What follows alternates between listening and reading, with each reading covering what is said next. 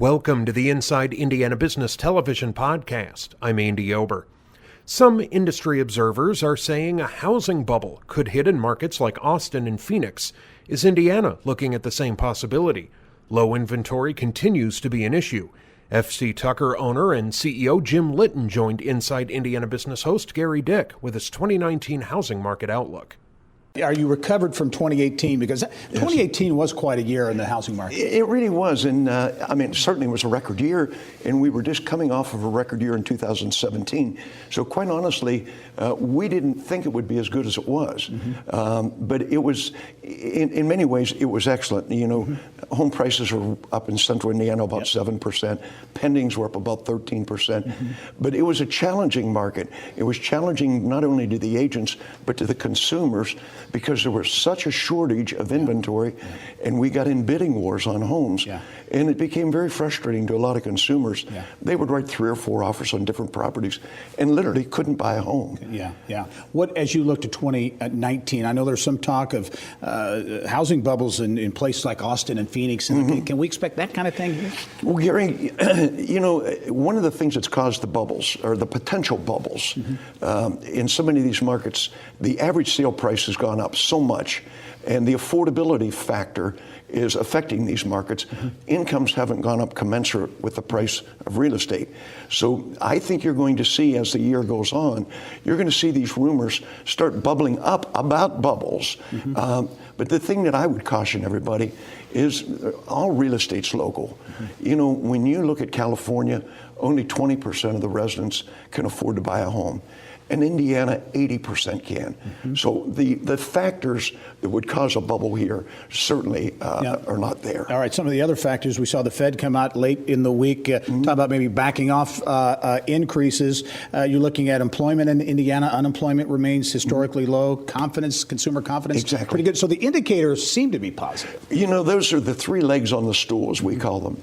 Interest rates. Right now, interest rates are in the mid 4s, and I concur with you that the Fed has said they're going to back off. We were anticipating 3 rate hikes this year. The other thing is consumer confidence. It's at an all-time high, and then unemployment, certainly in Indiana, is very low. I mean, we are blessed to be in Indiana.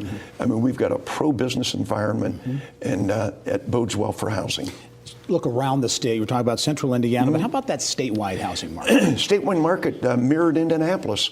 And typically, you know, with 6 of the 10 largest counties in the state as far as sales, being in central Indiana, we monitor all of them because we have offices all around the state. But you look at them like Lafayette had a great year. Average sale price was up 9% in Lafayette. You look down in Vanderbilt County, down around Evansville, look up in Fort Wayne or Lake County, all those markets were strong. As you look at rates, and you know, no way to really forecast it, look at the crystal ball, but as we begin 2019, your outlook, I think, as we were talking off camera, seems to be pretty good. Exactly. I would say I'm cautiously optimistic. I think we're still going to have inventory issues. The builders are picking up speed, but they just can't build them fast enough right now. So, and the pent-up demand is still there. Now, once we get through all this weather that we've experienced in January, I think you're going to see this market catch fire. Yeah, and then as we wrap up, too, one thing that you can't really predict necessarily are geopolitical and you know, national and international things that could play into the effect. Well, you know, if people are concerned about our country and the world, they're not focusing on real estate. They're looking at bigger issues, but hopefully Washington's going to get their act together here in the next few weeks, and we can move on down the road. All right. Jim Litton is the CEO, owner at FC Tucker Company. Great perspective, Jim, as always, and congratulations on last year. Look forward to another good year this year. Thank you, Gary. All right. Still to come, a Best Buy Teen Tech Center opens in Indy, and Indiana public broadcasting stations are looking to boost coverage. But first, Muncie-based First Merchants Bank is on a roll. It's moved up to number 2 on Forbes' list of America's best banks and has reached $10 billion in assets. CEO Mike Recken came in studio to talk about what's behind the momentum. Each time you come on here, there seems to be more good news. And I mentioned that milestone, $10 billion in assets is quite a milestone. It really is. it talks to consistency and earnings power and hunger on the part of our teammates. Well, let's talk about, too, another national ranking recognition, moving up from number 4 to number 2 on a very prestigious Forbes list.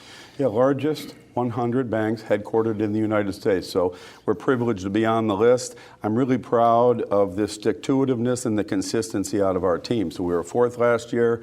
The company's competitive, and so we like scoreboards. But the criteria are the right ones. It's earnings growth, it's capital strength, it's asset quality and efficiency, and the same kind of things that you would talk about regardless of how you would view a high-performing company. Well, and you make no mistake about the fact you want to be aggressive and go after strategic acquisitions. You've certainly done that, acquiring Monroe Bank and Trust in Michigan. That's a new state for you as well. Talk about that acquisition strategy. I think it really is well timed for us as an extension of moving up into Northeast Indiana through Fort Wayne acquisition of 15 months ago. So I think we're going to clearly like the marketplace. We like the Midwest quite a bit. Monroe is equidistant between Toledo, Ohio, and Detroit in communities that look just like markets we already serve. So we're excited about it. We actually have a legal closing later on this quarter, but the early excitement out of the community leaders there has been great and welcoming, and I think our team will do a great job welcoming those folks into our company. And then eyeing that Ohio, right, in the Toledo market? Absolutely.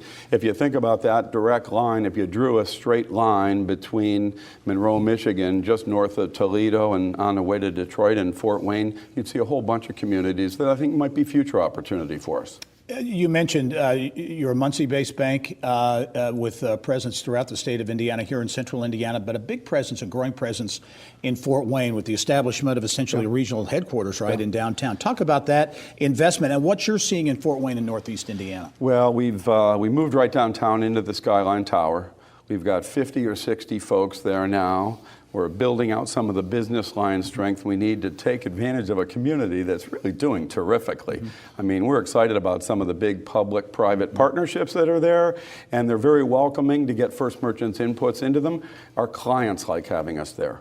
As you look overall at Indiana, at the economy here, how things are going as we head into 2019, what do you see, how do you view or value the Indiana economy, what's going on here? Well, within the Midwest, kind of put it right at the top of the list. Mm-hmm. It starts with an umbrella of safety and soundness and solvency at the top, and it kind of trickles down. We're a commercially oriented company in a lot of respects, which creates for confidence at the client level, which allows them to want to generate capital to make their dreams happen, and that's where we like to be. All right. Mike Recken is the CEO at First Merchants Bank, continuing to achieve milestones and get some national recognition. Mike, as always, thanks for being on. Thanks for having me. Thank you, Gary. Later in the podcast, new funding will boost Indiana public broadcasting, and Bloomington makes a big play for local food. But now, Indianapolis Mayor Joe Hogsett and Martin Luther King Jr. Center officials came together last week to open the Best Buy Teen Tech Center. It aims to help underserved teens get experience in digital media, music production, and more. Inside Indiana business reporter Mary Rachel Redmond has more. A new initiative to help keep teens off the streets and prepare them for 21st century careers through hands-on experience with technology held its grand opening this week at the MLK Community Center. Indianapolis joins 21 other Best Buy Teen Tech Centers in 16 states. The program allows teens to gain experience with digital media, programming, music production, and design, a major benefit to area youth. This is a once-in-a-lifetime opportunity both for the MLK Center, but also the youth in this neighborhood. They want activity. They want things to do. They want to be a part of something, and so this is just an amazing opportunity that they can't get anywhere else, but that they also deserve. At the Tech Center, there'll be a variety of opportunities for kids, both technology and soft skills. So obviously there's a room full of computers. So some of the things we offer are 3D printing, graphic design, photography, videography. It's just we've got a host of programs here. We don't want to just limit it to technology. We're basically trying to encourage these kids to be the best version of themselves. Technology is the thing that complements it. For 16-year-old Jamerson Lewis, the Teen Tech Center goes far beyond just the exposure to technology. The Shortridge High School sophomore says the center gives him a sense of purpose. I was just a normal kid, I couldn't stay out of trouble. And they really motivate me now to take school seriously and to take life seriously. You know, now I'm starting to think about colleges and what I actually really want to do in life. And they're really a big part of that. They really make me see things in me that I never saw before. We've noticed a direct change in the kids' attitudes. There used to be a lot of restless energy, and restless energy can lead to mischief. The kids have gotten a lot more centered and a lot more focused. They come in, they know what they want to do, they go to their stations, and they begin to work. Luth says she ultimately hopes the Teen Tech Center will help kids start thinking about their future. Technology jobs are coming to Indianapolis, and so we have a goal of preparing youth for those jobs, but also increasing the number of people of color that are in the technology field. And so connecting them when they are teenagers will help increase that 5 to 10 years from now. Mary Rachel Redman, Inside Indiana Business. Remember, you can catch Inside Indiana Business Television on stations throughout the state every weekend. Head to InsideIndianaBusiness.com to check listings. Still to come, Bloomington begins the Year of Food, and Purdue's athletics director talks about black and gold success. But first, Indiana public broadcasting stations are planning to expand statewide news coverage thanks to new funding. IPBS has landed more than $1.7 million in grants from the Lilly Endowment and the Corporation for Public Broadcasting. IPBS Executive Director Mark Newman joined us with more. Let's talk about these grants. $1.7 million, significant infusion to allow for that really statewide expansion of news coverage. Yeah, it's a great opportunity, and it really speaks to the engagement of the 9 radio stations that we have across the state. WFYI, of course, being one of those, but we are in major markets throughout Indiana, and now we have an opportunity to really focus on the issues that Hoosiers are interested in hearing about. Mm-hmm. And so we're talking about content certainly on the radio side, on the TV side, and as I mentioned in the introduction there, talking about a daily radio talk show where you can really get to some of those issues on an Indiana localized level. Yeah, a daily talk show, a call-in show will be broadcast throughout the state of Indiana. A lot of the details are still in the development process, but again, it gives us a unique opportunity to talk about and hear from Hoosiers about what they want to talk about. Mm-hmm. Mm-hmm. As you look at the timing of this, we see the headlines almost weekly of, for lack of a better term, traditional media or for-profit media, however you want to describe it, contracting. And that the model, in some cases, not all, in some cases not working. And this comes at a lot of concern about news coverage and where it's coming from, where it's going away from in many cases. I would assume you see this as something that kind of address that. Yeah, you know, we're in a unique position. I think the trustworthiness of the reporting that is done through public broadcasting, public media, the respect that this media has, the in-depth reporting that is done through it, I think that speaks to the why that Indiana Public Broadcasting has had this opportunity. Talk about, as you look at coverage, and certainly a lot of positive things going on around the state, some challenges as well as you look at workforce, you look at the opioid crisis, look at education, some of these issues. As you look at the potential for news coverage, and some of those areas are going to be kind of front burner issues? Yeah, we'll have 6 embedded reporters throughout the state, each focusing on a different specialty area. You named some that are really important. Workforce, not only workforce development, but the attraction and the retention, the preparation part, the education part, all of that will be a focus point. And of course, health issues, things related to the opioid epidemic that we're confronted with, but things related to arts and culture as well, the economy. So a number of issues and things will be focused. All right, we only have about 30 seconds left, but got to ask you, this is a new role for you. Previously, you were at the Indiana Department of Tourism, really leading tourism efforts around the state. That, many people say, can continue to be a real important part of the economy. It can be. I think it's still one of those untapped assets for our state as a revenue generator, as an economy builder. So I hope to see great things happen as we move forward. Well, we'll be looking forward to watching WFYI and the IPB network around the state of Indiana grow with $1.7 million in grants. Mark Newman, Executive Director of IPBS. Thanks for joining us as always. We'll talk to you soon. Thank you. Later in the podcast, Purdue's athletics director talks about recent wins, and our Insiders panel takes on the top stories of the week. But now, A year-long campaign from the city of Bloomington aims to promote food equity in the city and grow opportunities for local farmers. The Year of Food looks to boost an already strong local food movement in Bloomington and Indiana. Bloomington Communications Director Yael Cassander spoke with Kylie Valletta in the Business of Health. Bloomington is known for its food. It has a great local food scene, international restaurants, the state's largest farmers market. How did that food culture open the door to this Year of Food campaign? Yeah, you are absolutely right. Bloomington is rich. There's almost an embarrassment of riches, really, but that doesn't necessarily tell the whole story. There are a lot of people who are living in poverty in Bloomington. There are people who have limited access to nutritious and healthful food.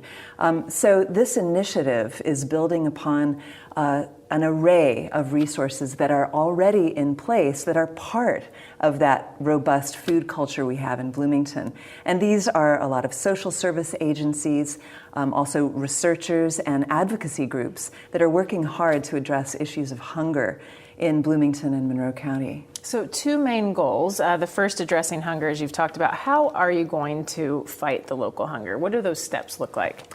Well, as I mentioned before, we do have already a very rich infrastructure of organizations that are working hard to deal with these issues, whether they are the food pantries we have. The Hoosier Hills Food Bank is one. Also Mother Hubbard's Cupboard. A number of organizations that believe, as we do at the city, that access to nutritious and healthful food is a basic human right. And so what we're going to do with this Year of Food initiative, which is just the launch this year and is going to continue for a number of years, is to build upon that existing infrastructure and to work in tandem with IU, where there are researchers who are applying their expertise, whether it's anthropological or biology, to the problem of food insecurity through such initiatives as the Sustainable Food Systems Science Initiative. And you talked about poverty, and there's two food deserts in Bloomington as defined by the USDA, and one of them includes the IU campus, which is eye-opening. Most people don't think of college students when they think of people facing hunger. Yeah, it's an excellent point, Kylie. It's really important to debunk some of these myths that we have about who's hungry, who's food insecure, who's living in poverty. The fact is that IU does have students who are dealing with food insecurity. One of the initiatives that is quite recent is the IU Crimson Cupboard, where if you're an IU student, all you need to do is show up. If you're a single student, you can go there once a week, obtain 13 food items per visit. So there are initiatives like that that are dealing with food insecurity, that is, in places where you wouldn't necessarily expect it. So there's a business piece to this too. For local farmers, how are you hoping to help their bottom line? Well, local farmers are connecting with individual purchasers and restaurants at our storied farmers market, the largest in the state. However, what part of this initiative is doing is to create a larger market for those farmers so they can depend on larger institutional buyers. So there's going to be the hiring of a value chain coordinator to kind of serve as a matchmaker between some of those local growers and the larger institutional buyers to guarantee a market to make that food network more resilient. Well, great campaign, really making some important connections. Thank you for being here today. You're welcome, my pleasure. Still to come, perspective on the week's top stories from our panel of insiders. But first, Purdue Athletics Director Mike Bobinski took on the job 2 years ago, and since then, 11 Boilermaker teams have finished in the top 25 in their respective sports. However, his most high-profile win might be keeping Purdue's head football coach in West Lafayette. Bobinski was this week's guest on Inside Indiana Sports. A lot of things going on in the world of sports at Purdue and beyond, but the Jeff Brom story, the head coach there who has turned the program around in so many ways, got a lot of national attention, was courted by his hometown, University of Louisville, able to keep him there. A lot of people said that made a statement about Purdue's commitment to football. I think it did. It was not without some anxious moments along the way, as there always are, but because of the unique situation with Jeff his hometown, his alma mater, a place where his name is in the Ring of Honor there. It's got lots of emotional tie to him. So I knew that was going to be difficult for him to deal with. At the end of the day, I think it made a loud statement about what he believes he and his staff are building at Purdue, his commitment to seeing that through, it makes me and I think all of our fans extremely excited about where we're headed. I couldn't be more thrilled. Our community, the entire Purdue community, could not be more thrilled to have Jeff's continued leadership. You and I were talking off camera. You want to continue to build the infrastructure, if you will. Ross-Ade Stadium has undergone a number of improvements in recent years, lights and concourse improvements. But you are in the process now of sending out surveys to a lot of fans, a lot of supporters, wanting to get that kind of that next level, if you will. Talk about potential future improvements at Ross-Ade. Sure. So when you've got a stadium that's nearly 100 years old and its base infrastructure, things are going to happen. You're going to need to sort of modernize and get it to where it needs to be. So we're trying to really reimagine Ross-Ade for the next 25 to 50 years. And to do that, we didn't want to do it just based on sitting around a room and thinking what we might believe is best and what our fans might want. We've engaged a company out of the West Coast who's got tremendous professional sport experience, professional big event experience, and they've launched a series of surveys that we're getting a tremendous response rate to, where they're asking our fans what it is they'd like to see in a new Ross-Ade, in a reimagined Ross-Ade for the future. I think it's going to be a really interesting process. It'll inform our planning, it'll inform our strategy, it'll inform our design, and hopefully inform the economics of how we move forward with Ross-Ade for, again, the long haul. And it's something that we'll take a little time to do it. We're going to have to raise a lot of money when we ultimately come up with a solution.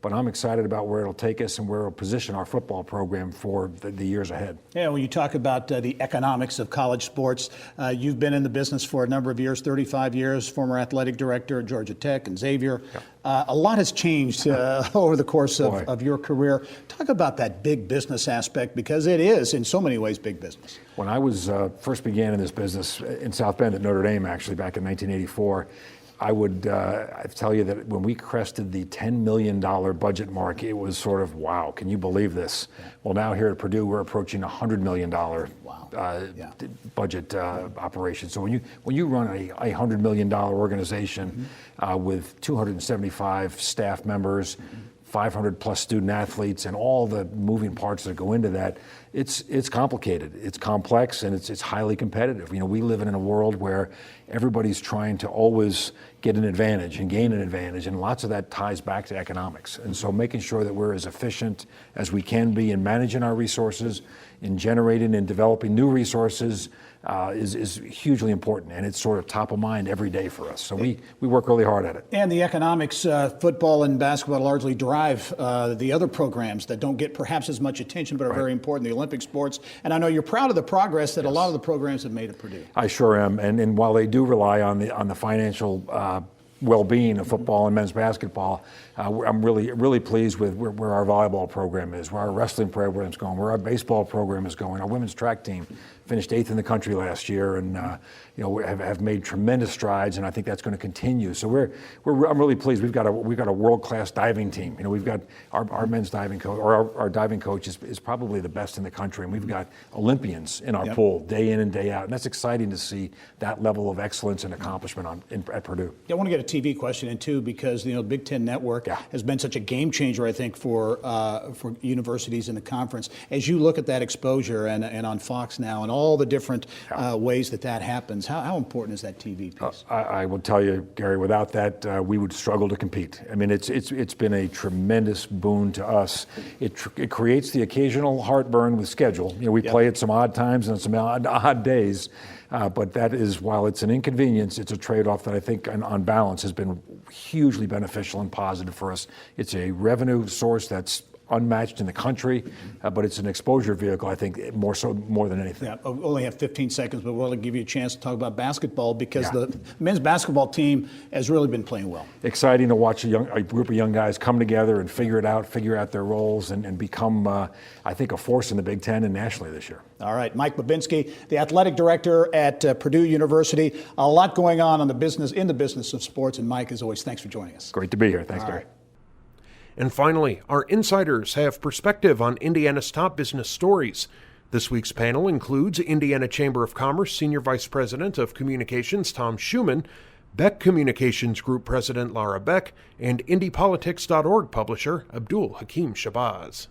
A couple of, economic indicators coming out as we get in 2019, and that's the overall housing market in Indiana. Jim Litton, the CEO at FC Tucker Company, came on. Record year last year. He expects perhaps more of the same as long as unemployment remains low, rates remain low, and those types of factors. Yeah, and he made some really, really strong points. One of the key pieces about the housing market, I think definitely that I'll be watching, and I think many of us will be, are what millennials are doing in terms of their home buying patterns. The Fed actually had a report out last fall that shows that because of their student loan debt, they're actually not buying homes at the rate that ages at that time in life would have done. So that's going to be a really interesting impact, especially as baby boomers retire and downsize. Yeah, it will be interesting. I want to get to you, Laura, too, on this, because at one time you worked at the ports of Indiana. Many years ago. Yeah, well, and this year,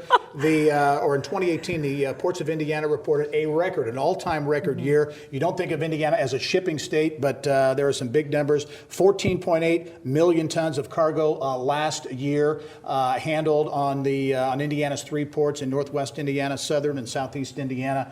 21% increase over the last record, so really some big numbers. Yeah, the thing that's fascinating about the ports, and folks in central Indiana don't always realize that we have ports in Indiana. It's not pork. That's what I used to run into all the time. But it's really unique because we have a Great Lakes port, two, as you said, inland waterway ports. And the ports have traditionally had really strong leadership in both their commission and their port directors. And I think that's going to continue moving forward. We're still not on par with some of the large tonnage ports like Duluth, for example, Toledo, and even Cleveland. But we're really holding our own with Chicago, Milwaukee, Detroit. And I think if we're continuing to make the investments that we're making and continue to be creative with economic development at the ports and continue to be strategic as they have been, we have a really, really bright future ahead. Gary's still looking at the potential of that fourth port, Lawrenceburg, down, take advantage of the Ohio River. I know due diligence being done now, but that'll even add to our assets potentially down the line. Abdul, as you can the shipping business, Governor Holcomb talks about infrastructure as being anything that connects Indiana to the world, so the nonstop flights, shipping, on the waterways. Exactly. It's all part of a very comprehensive strategy because remember, Indiana, crossroads of America, within a day's drive of 80% of the population. We always think about our roads infrastructure, but it's also, like the governor said before, it's also our airports with connecting flights. It's also, like you all said, our ports, and also it's our rural broadband, because once again, if you can't connect, it doesn't do you a whole lot of good. Well, and a lot of things too, folks don't realize that thousands of people go to work at those ports every day because they work for the tenants. So that's a key economic engine, and it's also a great opportunity for economic development because of the site selection opportunities. So you've got all kinds of opportunities there to really boost those local economies as well. And this is why people need to keep in mind when the people in D.C. talk about tariffs in our trade, a lot of that comes through our ports and directly has an impact on Indiana. Yeah, all three of you follow activities at the State House very closely. A lot of action as we continue on in 2019. And Tom, I know the Indiana Chamber did some polling recently on two of the big issues: cigarette tax, a proposed $2 a pack increase, and also bias crimes. Yeah, strong support for both of those. Like similar polling that's been done, cigarette tax, real quick, 62% support that $2 a pack increase. 65% support raising the smoking age from 18 to 21. Bias crimes, it's over 70% support. And really what's important there, it doesn't matter political party, Republican, Democrat, Independent, there's strong support for enacting that bias crimes law. So quickly, because the chamber supports those items, it didn't get support enough to pass the legislature last time. What gives you optimism or confidence that it has the juice this year to? Well, on the cigarette tax, it's still up in the air what's going to happen there. Certainly, legislators are looking at a lot of spending requests, and they may fill a budget hole with the money that's from that cigarette tax. But also, Indiana's gone from 39th to 44th among the 50 states in smoking. We have almost 22% of adults smoke, so there are significant health outcomes. Hope is that that's realized and we push something through. Abdul, you did some polling, some similar. Yeah, that's how I know my chamber friends polls are right, because they match exactly what we did back back You're so humble. I know, of course. You're so humble. Or we say that yours was right because ours, but either way. Exactly. Either way. My good friend Kent Brandiger says the exact same thing. Yeah, no, it was interesting, though. There was a lot of support for an increase in cigarette tax, as well as bias crimes legislation. Something I thought was interesting when we did it was we also sort of broke it out by Trump supporters. And on the bias crimes legislation, where you think that would be the group that may have the most issues, a plurality, about 44%, we're in favor of bias crimes legislation. Like I said, the same thing with the cigarette tax. Mm-hmm. Well, I think one of the challenges is especially as we're moving on with this session, everything that the chamber is putting forth is reasonable, it makes sense, and it is supported by fact-based data. I mean, and it's bipartisan too. The challenge we have is moving these kind of proposals through the legislature until we have independent redistricting is going to be a challenge because our districts are so gerrymandered that with the Republican supermajorities, they are so focused on winning their primary elections as opposed to the general elections. They're speaking to a very narrow voting bloc. And so that's a big challenge when you see numbers like this, because Hoosiers want it, but the way our electoral system is set up in the state, it really prevents some of those common sense legislative proposals from getting through. Gary, one last quick point on the bias crimes. There's a lot of proposals out there. The important thing from the chamber standpoint and for many others is let's get a law passed. Let's get off that list of 5 states that don't have a law. Let's remove that perception. Be watching that going forward to be sure. More activity this week, kind of quality of life projects around the state of Indiana. Bottle Works, the big project in downtown Indianapolis, adding 2 new entertainment options, a new Fort Wayne hotel, another one in downtown Fort Wayne. Had a topping off ceremony this week, $18 million project, 136 rooms. We see a lot of these things in downtowns around the state, and they really are important for that whole, as mentioned, quality of life. Quality of place, that's what it's all about, attracting people to Indiana, it ties into the housing affordability you mentioned. Having a place for those people to live and work. Lots of excitement in Fort Wayne. Again, we could talk about many places, but Parkview Field and the downtown, the Grand Wayne, and having this hotel complement that's a perfect addition. All right. And it's not just Fort Wayne, it's even some of the smaller places. When I have my lawyer hat on and going to courthouses, we look at what they're doing on in Shelbyville and Martinsville. I mean, this isn't your grandfather's Indiana anymore. People really are appreciating that quality of life component to economic development.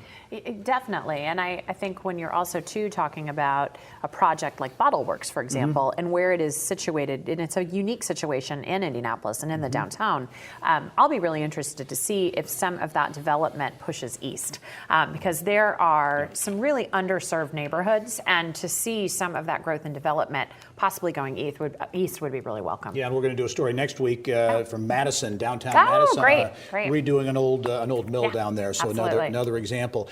Indianapolis Motor Speedway, more big news this week. A new title sponsor for the Indianapolis 500 Gainbridge, which is an online financial services platform, will be the title sponsor, the presenting sponsor of the 500. It's fascinating to see how companies select sponsorship opportunities to advance their brand. And so I think as we learn more about this company, it really shows how they are either they're being very strategic or they really like racing. Because a lot of most people you ask probably don't know that name, Gainbridge. And also, I think it's interesting too that here's an online financial services platform. Partnering up with one of the oldest things in racing, something that's more than 100 years old. Yeah. You're thinking it'd be like a tire company or a motor oil company, but no, it's online financial planning. So Gary, they hope everybody knows their name after May this year. After May, exactly. A lot of momentum out at the track. We'll see how that plays out. We'll only have 20 seconds and need the Super Bowl prediction. Well, we're sitting here in Indiana, so it's against the Patriots, whoever's playing the Patriots. So Rams, we'll say Rams by 7. Anybody but the Patriots. Okay, I like that. I grew up in Chicago, went to law school in St. Louis, so 2 teams that really do nothing for me. It's all about you. But you'll be watching, right? I'll be watching commercials. Commercials. Look for better commercials. Very good. Tom Schumann, Laura Beck, also Abdul Hakim Shabazz. Thanks very much. That wraps up this week's Inside Indiana Business Television podcast. Remember, you can find all of this week's TV segments, as well as the top business news from throughout the state, at InsideIndianaBusiness.com. While you're there, you can also subscribe to our platform of free e-newsletters. This is Andy Ober for Inside Indiana Business.